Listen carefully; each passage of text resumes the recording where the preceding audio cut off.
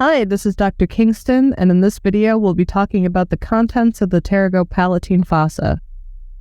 Our objectives here are simply to describe those contents. We want to understand which major structures are located within the fossa or traveling through it, and we especially want to focus on the pathways of neurons that are entering and exiting the Pterygopalatine fossa.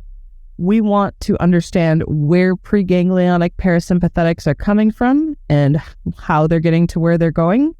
And we want to understand especially what glands the postganglionic fibers will be traveling to. All right, so that is a lot of objectives to cover for a space that is very, very tiny and really only has one permanent resident. But as I've mentioned in other videos, the Pterygopalatine fossa functions like a traffic hub or like a traffic exchange where lots of things enter and exit on their way to somewhere else. The only structure that sits entirely within the Pterygopalatine fossa is the Pterygopalatine ganglion. This is one of our parasympathetic ganglia, and it is the one for the lacrimal gland and for the mucus glands of the oral and nasal cavities. It's receiving fibers from the facial nerve that will synapse and then jump off onto branches of the maxillary nerve, or V2. The rest of the structures in the Pterygopalatine fossa are playing peekaboo as they move in and out of the region. These are going to be branches of the maxillary nerve as it comes out of foramen rotundum, and branches of the third part of the maxillary artery after it comes in through the pterygomaxillary fissure. These are covered in detail elsewhere, so I am going to focus on the Pterygopalatine ganglion here. Now, because the Pterygopalatine ganglion is the biggest thing going on here, we're going to walk through its parasympathetic pathway. We start off in the intermediate root of the facial nerve with our preganglionic parasympathetic neuron cell bodies. That is such a mouthful. The axons from these neurons are going to pass into the internal acoustic meatus with the rest of the facial nerve and pass through the geniculate ganglion without synapsing. So geniculate ganglion is where the cell body is for the chorda tympani sit. We don't need it for this, but it's going to pass through it. Now, instead of following the bulk of the facial nerve out through the stylomastoid foramen and out onto the face, the parasympathetic axons for the Pterygopalatine ganglion specifically are going to branch off and form the greater petrosal nerve. And that is then going to travel through the hiatus of the facial canal in the middle cranial cavity.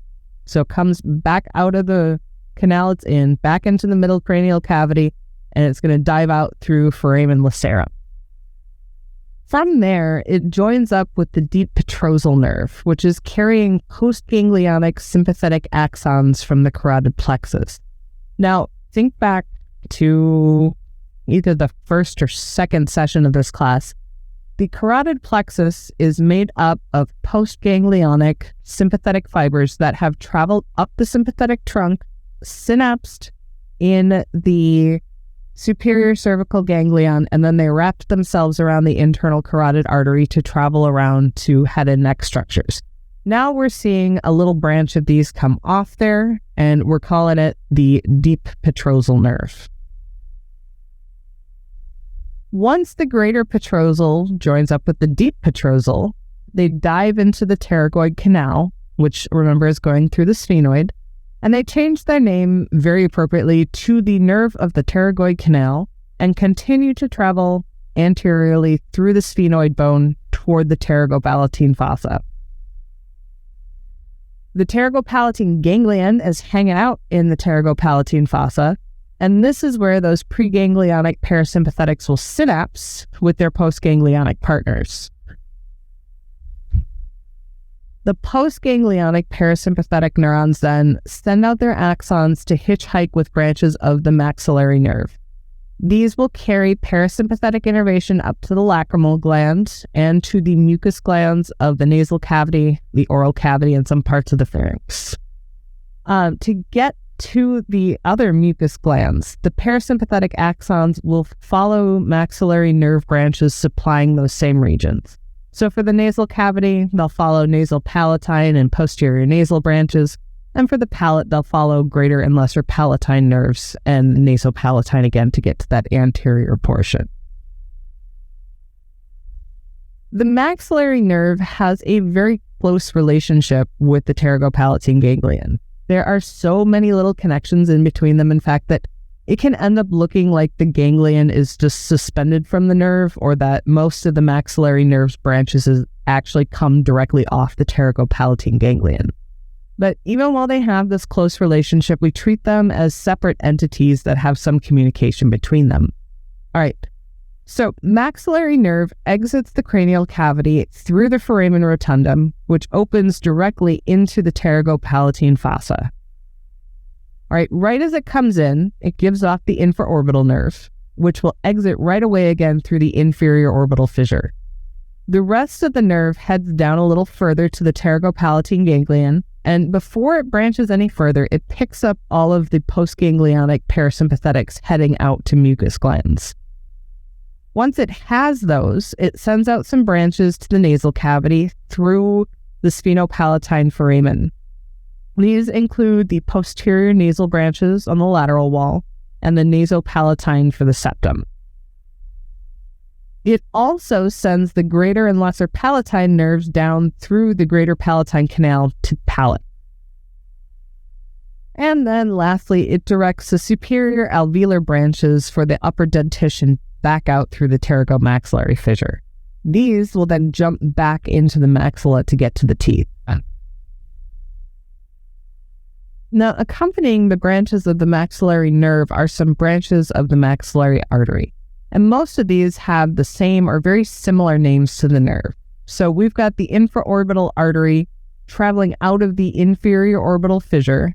The sphenopalatine artery goes through the sphenopalatine foramen into the nasal cavity. The descending palatine artery heads down through the greater palatine canal. And the posterior superior alveolar artery heads out through the pterygomaxillary fissure. And that's all very similar to what we just saw with the nerves. The last branch of the maxillary artery here is the artery of the pterygoid canal, which dives posteriorly into the pterygoid canal to supply those autonomic fibers traveling through there. So remember, we had our deep petrosal and our greater petrosal becoming the nerve of the pterygoid canal. Well, it gets its own little arterial buddy to travel with right through there.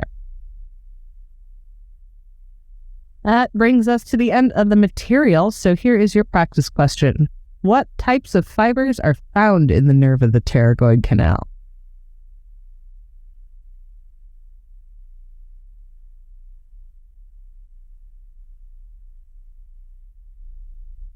Well, the correct answer here are preganglionic parasympathetic and postganglionic sympathetic.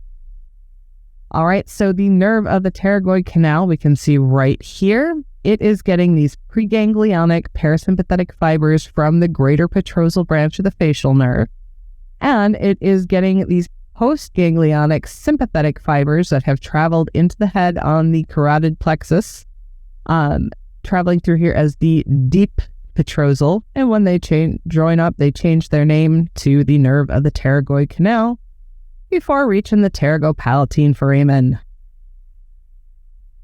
And that brings us to the end. Thank you.